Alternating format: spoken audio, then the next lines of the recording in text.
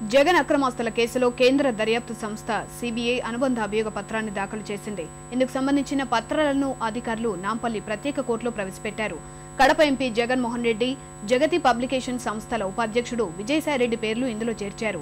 అనుబంధ అభియోగ పత్రం ప్రతిని అందించాల్సిందిగా ఈ కేసులో కీలక విజయసాయిరెడ్డి న్యాయవాది కోర్టుకు విజ్ఞప్తి చేశారు. మెమో దాఖలు చేస్తే ఆయన అభ్యర్థన పరిశీలిస్తామని న్యాయమూర్తి తెలిపారు. సిబిఐ అభ్యంతరాల పరిశీలన తర్వాతే ఛార్జిషీట్ ఇవ్వడం నిర్ణయం తీసుకుంటామని స్పష్టం చేశారు. మరోవైపు ఎంఆర్ కేసులో అరెస్టైన ఐఏఎస్ అధికారి బీపీ ఆచార్య బెయిల్ అభ్యర్థనపై విచారణను రేపటికి వాయిదా పడింది.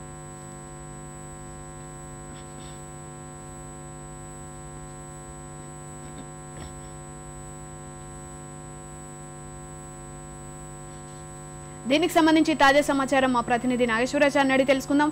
నాగేశ్వరాచారి, జగన్ అక్రమాస్తుల కేసులో సిబిఐ అనుబంధ అభియోగ పత్రంలో ఏం ప్రస్తావించింది? పూర్తి సమాచారం చెప్పండి. అవన్నీ జగన్ అక్రమాస్తుల కేసులో సిబిఐ ఇవాళ అనుబంధ ఛార్జ్ షీట్ ని దాఖలు చేసింది. అంటే గత మార్చి 31వ తేదీన ఒక ప్రాథమిక ఛార్జ్ షీట్ దాఖలు చేసిన సిబిఐ దానికి సంబంధించి దర్యాప్తును ఇంకా కొనసాగించింది. దాని తర్వాత కొన్ని విషయాలు కొత్తగా వెలుగులోకి రావడంతో దానికి సంబంధించిన వివరాలను కూడా తాజాగా పొందుపరుస్తూ ఇవాళ సిబిఐ ప్రత్యేక కోర్టులో అనుబంధ ఛార్జ్ షీట్ దాఖలు చేయడం జరిగింది. ఇందులో కూడా మొదటి నిందితుడిగా జగన్మోహన్ రెడ్డిని, అదేవిధంగా రెండవ నిందితుడిగా విజయసాయి రెడ్డిని పేర్కొనడం జరిగింది. మూడో నిందితుల జాబితాలో 3వ స్థానంలో జగతి పబ్లికేషన్ పేరును కూడా పేర్కొన్నారు. అంటే ఈ మూడింటికి సంబంధించిన అభియోగాల్ని మరిన్ని వివరాలని సిబిఐ కోర్టుకు వాటికి సంబంధించి విచారణ జరపాల్సిందిగా కోరారు. అయితే దీనికి సంబంధించిన ప్రధానంగా జగన్మోహన్ రెడ్డి, విజయసాయి రెడ్డి కుట్ర పన్ని జగతి పబ్లికేషన్స్ లో పెట్టుబడులను ఏ విధంగా సమీకరించారన్న విషయంలో ఛార్జ్ షీట్ లో ఉన్నట్టుగా తెలుస్తుంది. అయితే ఛార్జ్ షీట్ కి సంబంధించి పూర్తి వివరాలు ఇంకా బయటికి రావాల్సింది. దానికి సంబంధించి విజయసాయి రెడ్డి న్యాయవాది కూడా కోర్టును అడిగారు. అయితే దానికి సంబంధించి సిబిఐ అభ్యంతరం వ్యక్తం చేసింది. ఎందుకంటే ఛార్జ్ షీట్ ఇంకా పరిశీలించి ఆమోదించాల్సిన ఉన్నందున పూర్తి స్థాయి పరిశీలన జరగకముందే బయటికి రాకుండా జాగ్రత్త పడాల్సిన అవసరం ఉందని సిబిఐ కోరింది. దీనికి సంబంధించి న్యాయమూర్తి విజయసాయి రెడ్డి తరఫున న్యాయవాది సూచించారు. ముందు ఈ అభ్యర్థన ఏంటో లిఖిత పూర్వకంగా ఒక మెమో రూపంలో దాఖలు చేస్తే దానికి సంబంధించి సిబిఐ వాదన కూడా విని, వారి అభ్యంతరాలు కూడా విని, ఏది నిజం అనేది ఏది సహేతుకమో పరిశీలించిన తర్వాత నిర్ణయం తీసుకుంటామని చెప్పారు. దీనికి సంబంధించి మరికొద్ది సేపట్లో దానికి సంబంధించి ఒక మెమో దాఖలు చేయడం కోసం విజయసాయి రెడ్డి తరఫున న్యాయవాదులు సిద్ధమవుతున్నారు. మొత్తానికి ఛార్జ్ షీట్ లో మాత్రం జగతి పబ్లికేషన్స్ లో అంటే సాక్షి పత్రిక, ఇండియా టెలివిజన్ సంబంధించి పెట్టుబడులు ఏ విధంగా వచ్చాయి, దానికి సంబంధించి అంటే అప్పటి ప్రభుత్వం నుంచి అంటే అప్పటి వైఎస్ రాజశేఖర రెడ్డి నుంచి ప్రయోజనాలు పొందిన వ్యాపారులు ఏ విధంగా పెట్టుబడులు పెట్టారో, లంచాలను మడుపులుగా మలచడంలో జగన్మోహన్ రెడ్డి, విజయసాయి రెడ్డి ఏ విధంగా కుట్రపన్నారన్న విషయాన్ని మరింత ఆధారాలతో సహా సమర్పించారు. సుమారు 30 పేజీల ఛార్జ్ షీట్ పొందుకుంటుంది. అంటే ప్రధానంగా అంటే మొదటి ఛార్జ్ షీట్ లో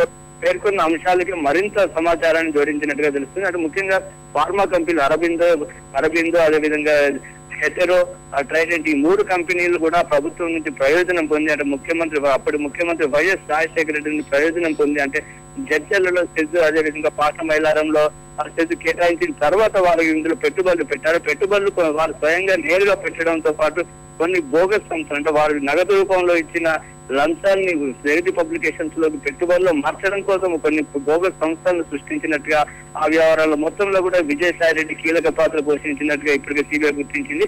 ఆ విషయాన్ని అంటే ఏ బోగస్ సంస్థలు సృష్టించారు, వాటిని ఏ విధంగా ఇందులో మలిచారన్న విషయాన్ని ప్రస్తుతంగా తాజాగా ఈ ఛార్జ్ షీట్ లో పొందుపరిచినట్టు చేస్తాం. ప్రధానంగా కీలాన్ వ్యవహారాన్ని అంటే కీలాన్ అనే ఒక బోగస్ సంస్థను సృష్టించి ఈ పెట్రోల్ లంచాలని ఆ కంపెనీ ద్వారా ఈ పెట్టుబడులు పెట్టినట్టుగా పేర్కొన్నట్టుగా తెలుస్తుంది. అంటే ముఖ్యంగా భారతీయ శిక్షా స్మృతిలోని 120కి 420, 409 సెక్షన్ల కింద ఛార్జ్ షీట్ దాఖలు చేస్తున్నట్టుగా తెలుస్తుంది. ఇప్పుడు ఈ రోజు అంటే ఇటీవల హైకోర్టు ఇచ్చిన ఆదేశాల మేరకు విజయసాయి రెడ్డి ఈ రోజు కోర్టులో లొంగిపోయే అవకాశం ఉంది. ఎందుకంటే ఇంకా ఆయన హైకోర్టు నుంచి ఆ తీర్పు ప్రతి రావాల్సింది. ఆ ప్రతి కోసం ఆయన కూడా వేచి చూస్తున్నట్టుగా తెలుస్తుంది. ఆ వచ్చిన తర్వాత ఆయన లొంగిపోయిన తర్వాత ఆయన బెయిల్ పిటిషన్ పైన మళ్ళీ పునర్విచారణ జరపాల్సి ఉంటుంది. అందుకని వ్యూహాత్మకంగా సిబిఐ ఇదే రోజు అంటే ఈ రోజే ఆయన పైన ఉన్న ఆరోపణలు మరింత బలంగా ఉండేందుకు ఈ రోజు ఛార్జ్ షీట్ దాఖలు చేసినట్టుగా తెలుస్తుంది. ఎందుకంటే బెయిల్ పిటిషన్ పునర్విచారణ సందర్భంగా అప్పుడున్న అభియోగాలతో పాటు తాజా అభియోగాలను కూడా పరిశీలించి మళ్ళీ బెయిల్ ఇవ్వకుండా ఉండాలని సిబిఐ గట్టిగా కోర్టును కోరాలని ప్రయత్నిస్తుంది. మరొక ఎంఆర్ కేసులో కూడా అనుబంధ ఛార్జ్ షీట్ దాఖలు చేయడానికి కూడా రంగం సిద్ధమైంది.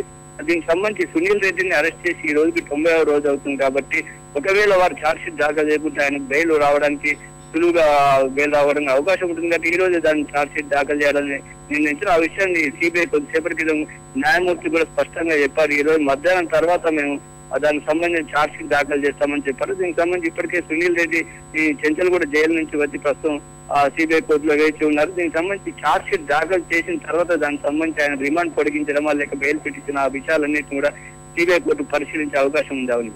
ధన్యవాదాలు నాగేశ్వరాచారి.